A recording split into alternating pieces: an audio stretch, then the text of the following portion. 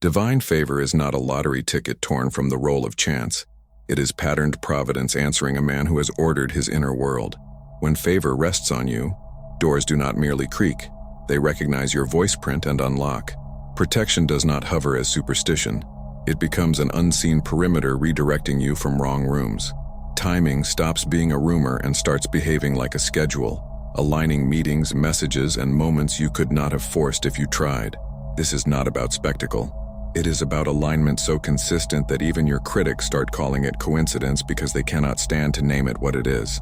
Gods of Semen begins now. If you felt your will erode into apathy, your edge dulled by anxiety, your purpose blurred by endless distraction and compulsive release, hear this.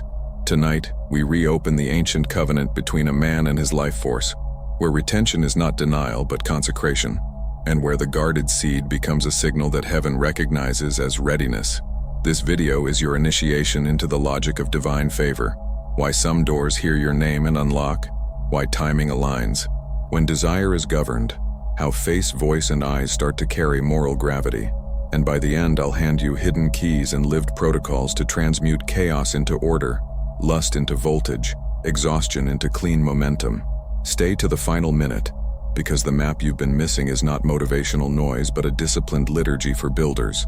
And if this speaks to the part of you that refuses to die, subscribe and ring the bell now. Join a brotherhood moving toward 25,000 initiates, a living altar of men who choose stewardship over spectacle.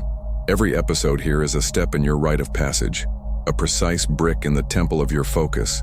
And this chapter, why men who keep it are highly favored by God, is the hinge that turns mockery into respect, drift into destiny, and you into the kind of man the world can trust. Luck is noise. It spikes and collapses, flatters and abandons. It invites dependency on dice and moods. Favor is covenant and conduct working in concert. Covenant names the relationship. You treat your life as entrusted, not owned. Conduct proves the relationship. You act like a steward, not a consumer. Luck keeps men childish, chasing streaks and charms. Favor matures men into builders who can carry weight without leaking it through distraction and self-betrayal. Under luck, a win can ruin you because character was not ready. Under favor, even delay serves you because it arrives with instruction, pruning what would have split you later. Semen retention sits at the center of this claim because it consecrates the very force that writes futures. The creative current that could be squandered for seconds of relief is kept, transmuted, and reassigned to the construction of a life that holds meaning. This is not repression. It is redirection. You are not denying your power. You are appointing it. You refuse to spend tomorrow's strength on tonight's numbness. So your mind clears, your emotions obey, and your will becomes reliable. In a world trained to worship impulse, this looks alien.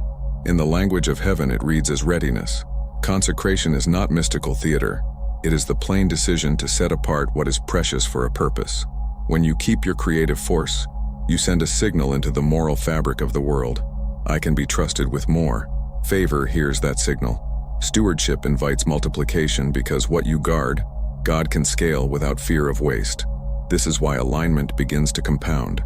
A single quiet refusal at midnight becomes clarity at sunrise, becomes authority in your voice at noon, becomes a yes from someone who could not quite explain why they remembered you at 4 in the afternoon. The pattern is not random. It is response. Those who confuse favor with luck will tell you it's all selection bias and storytelling. They are half right. You have selected a story of consecration, and now you live inside its constraints and privileges. Selection is the point. A man who selects discipline selects signal over noise, and signal attracts compatible outcomes. In that frame, what people call chance is simply latency catching up to obedience. You are not gaming a system. You are agreeing with it. Favor becomes visible first in your atmosphere. Your face relaxes into purpose, your eyes hold instead of hunt. Your voice gains resonance because it is no longer negotiating with shame. People experience you as ordered, and order invites trust. Trust is the bridge on which opportunities travel. When the inner court is clean, outer courts reorganize. Invitations shift from entertainment to responsibility, from flattery to function. Rooms start testing you for capacity, not compliance. And because you have practiced custody of your energy, you do not flinch. None of this exempts you from difficulty. Favor is not a shield from weight. It is the right to carry weight that matters. The path will still ask for sacrifices, but now the exchanges are intelligent. You spend early nights to buy early mornings. You trade small pleasures for durable strength. You surrender public applause for private alignment, and later discover that the rooms you actually wanted to enter were keyed to that alignment all along. This is why retention is not a fad within the justice arc. It is the hinge. It closes the door on undisciplined cycles and opens a passage where provision actually recognizes you. So the claim stands: divine favor is patterned, not chaotic; relational, not mechanical. It answers consecration with alignment, and alignment with assignments that match your stature. Keep your creative force and the world stops treating you like a spectator. You become a man whose steps look guided because they are. You become difficult to distract, hard to move off mission, and easy to bless. And when the ledger of your days is reviewed, it will not read lucky, it will read faithful. Set-apart living has never been a fad. It is an old road walked by men who understood that power without purity corrodes from the inside. The warrior who ties his hair before battle, the monk who rises before dawn, the craftsman who refuses shortcuts when no one is watching. Each is practicing a vow that marks him as unavailable to lesser appetites. In ancient language, this looked like a Nazirite posture, a deliberate ring fence around appetite, distraction, and vanity. In modern language, it is the man who chooses custody of his eyes, cadence in his habits, and silence in his process. The symbol changes with the century. The logic does not. Set apart is simply the disciplined refusal to dilute your assignment. Warrior monk discipline is not an aesthetic. It is a system. It arranges the day around the mission, not the mood. It compresses options so that excellence becomes inevitable and compromise becomes awkward. The room is sparse, the calendar has anchors, the tools are chosen for durability, and the body is treated like a vehicle that must start reliably in all weather. This is why retention fits here. You cannot carry a long campaign with a leaking canteen. The warrior knows that stamina is strategy. He protects his fuel so he can be terrifyingly consistent when others fade. Jung gives the inner map for why these outer vows work. Libido is not merely sexual impulse, it is psychic energy, the general currency of the self. When raw libido is spent compulsively, the psyche remains fragmented. It keeps paying the price of relief with interest. When libido is transmuted, the fragments find a center. Imagination intensifies, symbols speak, and work gains voltage because the same current once scattered across screens and fantasies is redirected into images, ideas, and structures. This is not pretend alchemy. It is the nervous system learning to metabolize charge without needing discharge. Retention becomes the crucible where chaos is smelted into clarity. Transmutation also reorganizes meaning. Jung called it individuation, the self-thickening around what is uniquely yours to build. As compulsion quiets, you hear signal, the pattern that keeps calling your name across years. You notice the themes your mind returns to when it is not anesthetized. You notice which problems wake you up with solutions. That noticing is expensive for the undisciplined because it asks for renunciations, but it is liberating for the consecrated because every no becomes a yes to the through line of your life. Stored sex. The code of raw masculine energy is a ritual manual for men ready to turn scattered desire into destiny. 170+ pages across 8 precise modules, packed with activation phrases, spiritual practices, and retention rites that hardwire discipline, deepen presence, and pull your life into order. You'll learn how to convert libido into clean power, anchor daily consecration, rebuild focus under pressure, and carry yourself with the gravity that opens doors. Start the transformation today. The link is in the description and pinned comment, and there's a limited bonus promotion for the first 10 buyers only. Stoicism supplies the operational ethic that keeps this energy honest. Temperance is not weakness, it is muscle under governance. It says, I can want and not be ruled by wanting. Discipline here is not punishment, it is the daily alignment of actions with aims. The Stoic does not wait for emotion to vote. He arranges his environment so that the right choice is easier to execute than the wrong one. He places friction where he is fragile, and flow where he is faithful. Because he is predictable to himself, he becomes dependable to others, and trust collects around him like metal to a magnet. Roles of trust are not random appointments. They are awarded to men who leak less than they lift. Stoic temperance turns the spotlight away from drama and onto delivery. You become the person who shows up on time, finishes clean, tells the truth without theater, and keeps the promises he makes to himself. In markets and tribes alike, that profile is rare. Rarity creates demand, and demand opens rooms that slogans never will. The man who governs his appetites quietly inherits responsibilities that louder men audition for and never keep. Consecration, transmutation, temperance. 3 words, 1 spine. The vow sets you apart. The psyche integrates the charge. The ethic channels it into work that outlasts moods. This is why retention is not a lonely superstition, but a structural advantage. Your days stop oscillating between ambition and apology. Your calendar becomes a covenant. Your projects stop stalling at the half-built stage because the heat that once blew fuses is now powering the grid. Others will call it mystique. You will know it as order. There is nothing archaic about this pattern. It is as contemporary as a phone left in another room so deep work can happen. As practical as a fixed wake time that teaches your biology to trust you. As concrete as decline messages that guard the hours where you lay bricks. Ancient vows in modern clothes. That is the play. Keep your force, keep your focus, keep your word, and the world around you begins to reflect the world within you. When the interior is a monastery with a forge at its center, the exterior learns to send commissions, not temptations. You notice it first in the social field, not in bank statements. The room reads your posture before it hears your words, and the old reflex of testing you with jokes or small disrespect begins to die out. Retention has quieted the micro-twitches that broadcast insecurity, so people sense contour and decide to cooperate rather than compete. Respect rises without a campaign. The right allies surface because your cadence is stable, your availability is selective, and your boundaries are consistent enough to be predictable. Mockery recedes not because the world got kinder, but because your presence no longer provides the friction that provokes it. What once magnetized low-status games now repels them. Then opportunities start to cluster like migrating birds finding the same current. Small coincidences stack. A message answered at the exact hour you had space to respond well. A chance introduction that solves a problem you quietly committed to yesterday. An opening that would have overwhelmed you last month but now fits because your routines have cleared the runway. This is not superstition, it is throughput. You have reduced internal lag so external timing can land. The compounding is subtle at first, measured in cleaner handoffs and fewer reworks. Then it becomes visible in delivered projects and invitations that assume you can carry weight. Protection is the complement of provision. Wrong rooms close and you stop arguing with them. The person who once consumed your afternoons drifts to the edges without a fight. The gig that flatters your ego but dilutes your mission evaporates in a way that saves you from polite entanglement. Time wasters fall away because your calendar now has load-bearing beams, and flimsy plans cannot attach to it.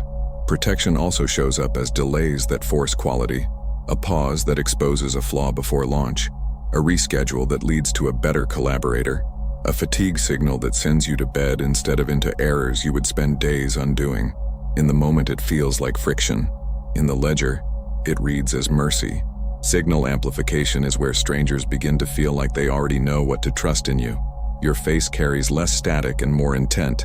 Eye contact holds without aggression because you are no longer negotiating against yourself. Your voice resonates lower, steadier, with fewer filler words because you are speaking from alignment rather than trying to impersonate it. These cues accelerate first impressions in rooms where attention is expensive. When posture, gaze, and tone agree, people infer competence and integrity before you present a single slide. They offer you tempo control without discussion, and you use it to make choices that keep everyone's time clean. None of these shifts require spectacle. They require order. Retention reduces inner leakage. Order turns that saved current into outward reliability. Reliability generates trust. Trust organizes resources around you. That is favor in street clothes. It looks like smoother conversations, faster handshakes, fewer crises, better timing, sharper yes, kinder no. It looks like a life where the invisible scaffolding is finally strong enough that the visible floors can rise without constant collapse. And once the structure holds, the world stops testing whether you deserve the next step and starts asking where you want the staircase to lead. Stewardship begins where impulse ends. Life energy is the most negotiable currency a man owns, and the way he treats it tells the truth about what he is ready to hold. When you guard the creative force instead of trading it for momentary relief, You move from consumer of sensation to trustee of power. Trustees attract allocation. What is guarded can be multiplied without fear of waste, because governance is already in place. Retention is not the ceiling of holiness. It is the floor of responsibility that says if you give me more, it will not spill. Order precedes blessing the way foundations precede towers. Systems do not reward intensity. They reward consistency. The covenant logic is simple. Set the house in order and the rain can fall without destroying it. Retention creates interior predictability, and predictability is what external order recognizes. Your mornings settle into a rhythm that your body trusts. Your tools remain where your hands expect them. Your commitments are few enough to maintain but heavy enough to matter. In that state, timing aligns because there is finally a structure to receive it. Doors open for rooms that have floors.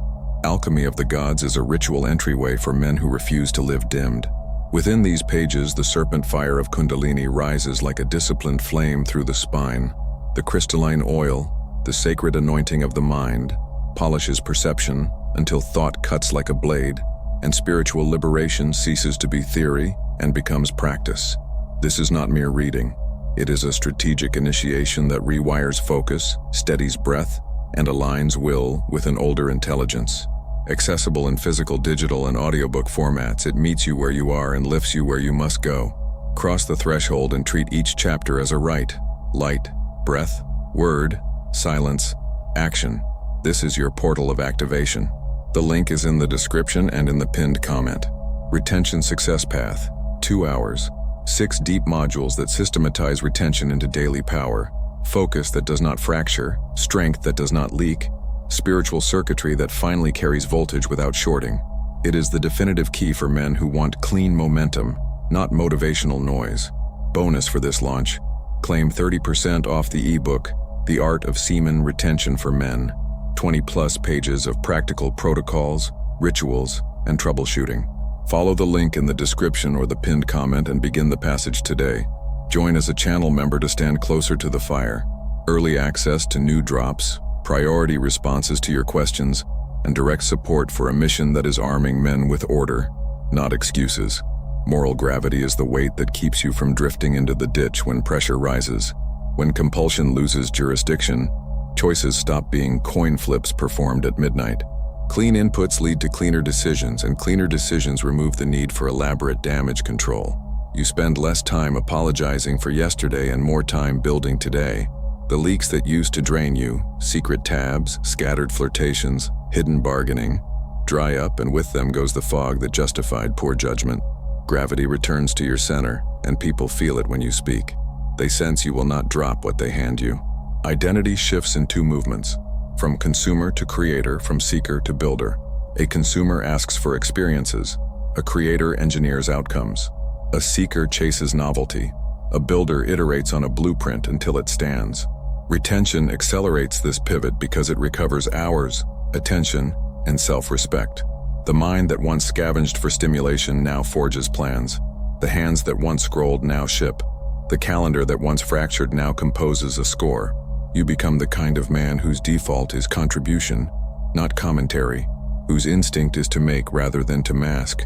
Readiness is not declared, it is demonstrated. The covenant reads the evidence of your days and answers in kind. Guard the current and your work gains voltage. Establish order and opportunities stick when they land. Choose clean under pressure and your reputation travels ahead of you. Live as a builder and the world routes materials to your site. This is why retention signals readiness. It proves you can hold more than desire, carry more than mood, and finish more than you start. Favor does not have to guess with a man like that. It recognizes its own and entrusts him with the next assignment. Days 0 to 7 are turbulence by design. The system protests the loss of its cheapest dopamine and throws everything at you. Restless nights, phantom cravings, sudden irritability dressed up as noble reasons to quit. Treat this week like a storm you already scheduled. Anchor mornings with a simple consecration ritual. Water, breath, cold exposure, 5 lines of prayer that declare stewardship, and 10 minutes of still reading that reminds you who you are. Put friction where you are fragile. Content blockers on every device. Phone charging in another room. Bedtime set like an appointment with your future. Eat like a craftsman, not a child. 2 solid meals. High protein, No grazing. Move your body daily, not to punish it but to stabilize it. Walks after meals, basic lifts, nothing heroic. Expect temptation spikes at night and answer with pre-planned swaps. Hot shower, peppermint tea, lights low, paper journal. You are not fighting desire. You are retraining it. Days 8 to 21 bring stabilization. Sleep lengthens and deepens, dreams gain color, and you wake before alarms with a sense that something is building. Your voice drops half a register because your breathing has settled, and shame is no longer negotiating every sentence. Eye contact stops flickering. You can hold a gaze without hunting for approval. This is where cadence beats intensity. Keep the morning ritual exactly the same so your biology can trust you. Introduce a midday build sprint. 60 minutes phone-free devoted to one deliverable that moves your mission. Protect afternoons from social overexposure. Silence is now part of your fuel. If cravings show up, treat them like weather. Name them, breathe through them, return to task. The goal is not to feel nothing, it is to act from order, regardless of feeling. Days 22-45 are where social respect begins to uptick. You will notice fewer tests, quicker yeses, and a new quality of listening when you speak. It is not magic, it is signal clarity. Your posture is quieter, and rooms mirror that composure back to you. Small wins start compounding because you are not resetting to zero every other night. Tighten the system without hardening your heart. Schedule 2 deep work blocks per day and 1 skill rehearsal that increases your market value. Replace passive scrolling with deliberate study of your craft. Keep your circle narrow for now. Overexposure dilutes momentum. This is also when pride tries to sneak in disguised as certainty. Stay teachable. Log your process, not just outcomes, so you can repeat what works under pressure. Days 46 and 90 convert stored current into visible gravity. Opportunities that once felt out of reach now fit your hands, not because they shrank, but because you grew capacity. Invitations arrive that assume leadership, not attendance. Projects click into place as if they were waiting for this version of you to show up. Guard the gains with structure, not superstition. Formalize your weekly review. What leaked, what compounded, where favor appeared, where you forced. Delegate low-value tasks. Double down on the one project that moves the needle, and publish work on a cadence that lets allies find you. Expect a new category of temptation: attention. Politely decline rooms that celebrate you for being available instead of effective. Your aim is durability. Keep the vow, keep the cadence, keep the altar of daily work lit. By day 90, the question is no longer whether retention works. It is what you are willing to carry now that it does. You already know the split in your chest. One path keeps you scrolling, leaking, explaining. The other asks for custody of your eyes and the courage to build. Favor does not visit those who drift, it answers those who guard. If this cuts, let it cut. Seal your decision now. Leave your mark with a like, accept the right by subscribing and activating the bell, and step into the next chamber by watching the recommended video.